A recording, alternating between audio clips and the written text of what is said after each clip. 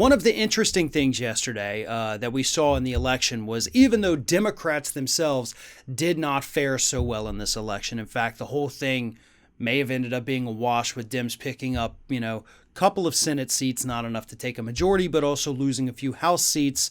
So again, bit of a wash. No power really changes hands depending on what's going to happen with the presidential race. Now, however, there is something interesting that did happen. We saw a glimpse of how progressive this United States actually is. And you know who showed us that? Fox News, of all people.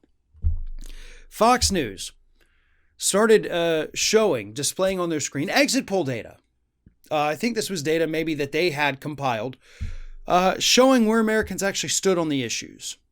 And it turns out, on most of these issues, that Fox News was trying to show how their conservative agenda was appealing to the American public. Oh no, the data they showed proved that Americans do not support the Republican or conservative agenda at all.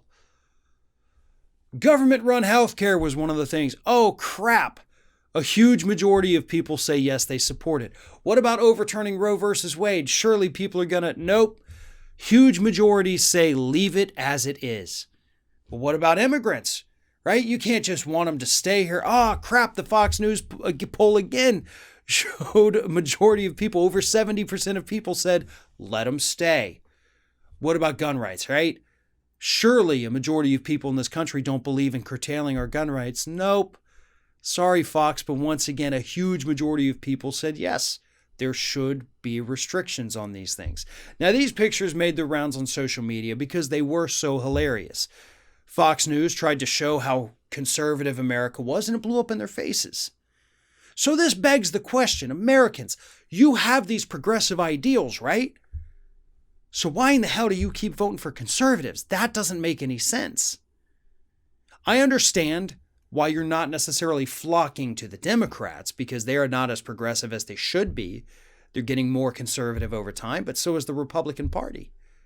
So why would you choose the uber conservative party as opposed to just the slightly conservative party? That's what doesn't make any sense to me. Furthermore, why are you not going out and supporting third-party candidates? Why are we not rallying behind a national popular vote movement that would allow for viable third-party candidates to enter the mix? That's what needs to happen. And based on how progressive Americans are in these exit polls, and not just in the exit polls, but in some of the ballot initiatives that passed across this country, this is a progressive country.